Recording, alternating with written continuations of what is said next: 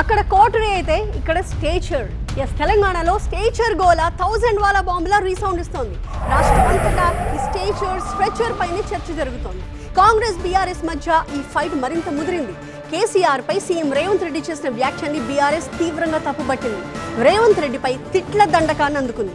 మా నేత చావుని కోరతారా అంటూ ఆగ్రహావేశాలు వెడగక్కుతోంది బీఆర్ఎస్. అయితే కాంగ్రెస్ కూడా ఏమాత్రం తగ్గట్లేదు. రేవంత్ రెడ్డి స్టేచర్ గురించి మాట్లాడారు కాబట్టే ఆయన ఎలా స్పందించాల్సి వచ్చింది అంటూ కౌంటర్ ఇస్తున్నారు హస్తం పార్టీ నేతలు. నాకేదో పెద్ద స్ట్రేచర్ ఉందని కొంతమంది మా స్ట్రేచర్ పెద్దదని ఇంతమంది మా ఎమ్మెల్యేలు చెప్పేసిన స్ట్రేచర్ నేను స్ట్రెచర్ మీద కొండి స్ట్రెచర్ మీద నుంచి మార్చరికి పోతాడు రేపు పొద్దుగాలే.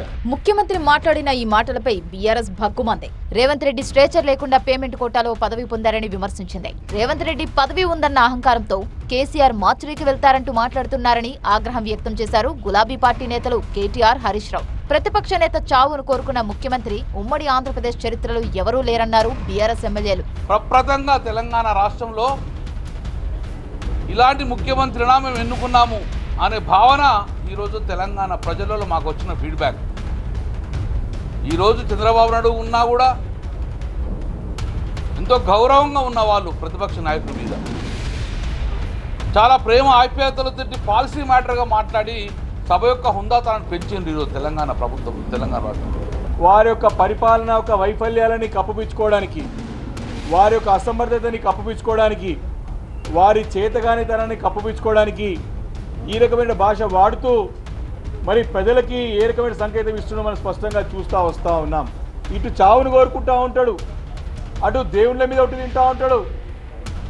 కాని భాష కాదు, రాని భాష కాదు. కేసీఆర్ గారి పైన మాట్లాడిన భాషని తక్షణం విరమించుకొని వారి క్షమాపణ చెప్పాలి. బీఆర్ఎస్ ఎమ్మెల్యే కౌశిక్ రెడ్డి అయితే రేవంత్ పై తీవ్ర పదజాలం వాడారు. తెలంగాణ తెచ్చిపెట్టిందే గొప్ప, పదవులు మాకు గొప్ప కాదు అని చెప్పి కూడా రేవంత్ రెడ్డి గారికి తెలియజేస్తా ఉన్నాను. తెలంగాణ తెచ్చిందే కేసీఆర్ గారికి కొన్నంత పేరు. అదేవిధంగా కేసీఆర్ గారు ముఖ్యమంత్రి ఉన్నప్పుడు ఈ 10 సంవత్సరాలు ఏ విధంగా కేసీఆర్ గారు అద్భుతమైన అభివృద్ధి చేసిండో యావత్ ప్రపంచానికి చూపించిండు. దేశానికి కూడా కాదు, ప్రపంచం మొత్తం తిరిగి చూసేలాగా ఇలా చేసిండని చెప్పి కూడా ఈ సందర్భంగా తెలియజేస్తా ఉన్నాను. ఇలా ఒక ముఖ్యమంత్రి స్థాయి ఉండి సిగ్గు లేకుండా, శరం లేకుండా రేవంత్ రెడ్డి గారు ఇలా ఎదుటి ఒక ఎల్ఓపి లీడర్ని చావుని కోరుకుంటారా అండి ఎవరన్నా? నాకు అర్థం కాదు. ఎల్ఓపి లీడర్ చావు కోరుకుంటే ఎంత సిగ్గుచేటు. ఓ ముఖ్యమంత్రి స్థాయిలో ఉన్నోడు చావు గురించి మాట్లాడతాడా? నువ్వు చావాలని ఇంతకుముందు ఇంత 100 మంది ముఖ్యమంత్రులు ఉన్నారు, 100 మంది ఎల్ఓపి లీడర్ లేరు, కానీ ఎవరు కూడా ఒకరు చావాలని కోరుకోలేదే. ఇంత దరిద్రంగా ఉంటుందా అని చెప్పి నేను అడుగుతా ఉన్నాను. ఇలా ఈ తెలంగాణ రాష్ట్రంలోనే 3 లక్షల పిచ్చి కుక్కలు ఉంటాయి.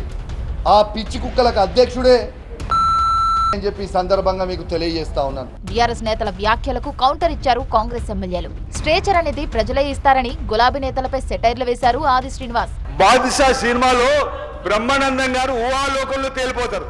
ఇంకా మాదే ప్రభుత్వం ఉన్నట్టు మేమే ముఖ్యమంత్రి, మాదే అధికారం ఉంటే మేమేం చేయలేము అధ్యక్ష. స్టేచరు ప్రజలు ఇస్తారు అధ్యక్ష. ఆ స్టేచర్ ఈరోజు మా ముఖ్యమంత్రి రేవంత్ రెడ్డి గారికి ఇచ్చారు అధ్యక్ష. బీఆర్ఎస్ నేతలు సీఎంపై వాడిన భాష సరిగా లేదన్నారు కాంగ్రెస్ ఎమ్మెల్యే బీర్ల ఐలయ్య. ఈ రకంగా మాట్లాడితే తెలంగాణ ప్రజలు నీ నాలుక చీలిస్తారనే విషయాన్ని మర్చిపోయి హరీష్ రావు గారు, కేటీఆర్ మాట్లాడుతున్నాడు. బీఆర్ఎస్ కాంగ్రెస్ మధ్య స్ట్రేచర్ వ్యాఖ్యలు పెద్ద దుమారాన్నే రేపాయి. మరికొన్ని రోజుల వరకు ఈ మంట చల్లారేలా లేదు.